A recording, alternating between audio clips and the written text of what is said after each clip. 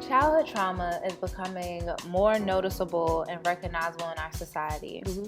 What has been your experience with childhood trauma? I think for me, I started experiencing childhood trauma probably about like the age of 5. I was sexually assaulted as a child, and then I had to see my mom go through a lot of things that I feel like most children shouldn't have to experience at all. And I think it made me a little hard on the inside as far as emotion-wise. It made me not trust as easy. I was really standoffish. I also think it kind of hindered my relationship with my mom some, because I don't think it was something that we ever really addressed in my early years. It wasn't something that I started really speaking on and addressing just to, start to learn how to heal from those things until I got older and I had children of my own. And I think having children of my own, I didn't want them to feel the things that I felt as a child, because, they say what you go through as a child, ultimately it impacts the type of woman or the adult that you become. Absolutely. There are so many adults that are walking around with elephants in the room from their childhood. Yep. And in our society prior to COVID, we didn't talk about mental health. We didn't talk about certain things. So as we're still eating life, we're feeding that elephant until it becomes so big. So in what ways did your trauma impact your upbringing? I think, again, it was just the trust factor of it. It is not trusting, because for me, a lot of the things that happened to me as a child, it happened within family-wise, or people that was supposed to be family. And so, for me, if you can't trust your family, then who can you trust? And then, when I started having my own children, it was still a thing. It was, overprotective, overbearing. No, you can't go stay here. No, you can't go, your friends can come over here, but no, you're not going to spend the night. Just being overly protective, overbearing, trying to prevent things that happened to me. I didn't want it to happen to them.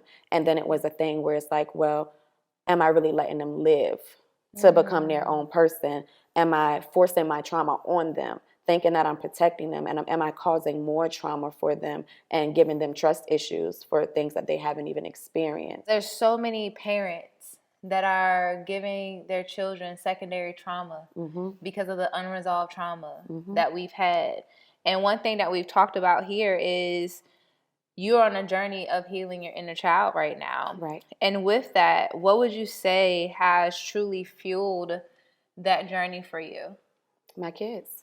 My kids. My oldest one, I have a teenager, and she's gone through some things. She's faced a lot of things that she shouldn't have had to face as well.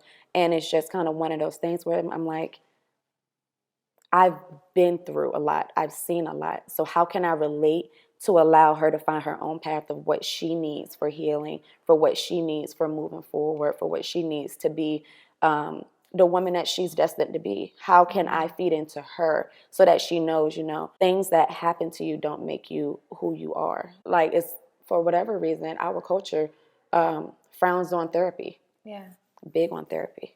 Love therapy. And I just feel like it's a thing where you need to have a safe space to be able to talk. You have to let those things go so that you're not carrying that baggage from one situation to another situation. Also, try to make sure that I am still a safe space for them. So if things happen, you can come to me. I'm not going to judge you. You may get a reprimand for something if it was something, that a reprimand was needed. But it's not a judgmental zone. Talk to me. Let me know. Let me help you so you don't make those same mistakes. Or if it's something that I can answer for you, allow me to answer it for you. And don't feel like you can't talk to me because I'm your mom. Just to have that openness. And again, introduce them to therapy young, because therapy definitely helps. That is so powerful. I think a lot of the times we're so fearful of allowing our children to know that us too have some challenges. Yes. And because of that, again, it reiterates that trauma over and over and over again. Yeah. So your Superwoman power is you allowing your story to help your daughter with hers, so then her daughter don't have to repeat the same thing. Right, yeah. And that's how we stop those generational patterns. Right. So what does it mean to you to be a Superwoman? I don't know. Because for me, it doesn't feel like a Superwoman. It feels like life, It feels like you wake up, you put both feet on the floor, and it's, what am I doing today? Yeah. I got to go forward. What am I? So my children call me Superwoman. My teenager, her nickname is always Miss Make It Happen, That's what she calls me. But for me, I'm trying to be the best version of myself for my children, and in the process, I'm allowing them to see me mess up. Ultimately, if you see me fall, you see me fail, you got to see me get back up and see what that looks like, and see that journey still continues.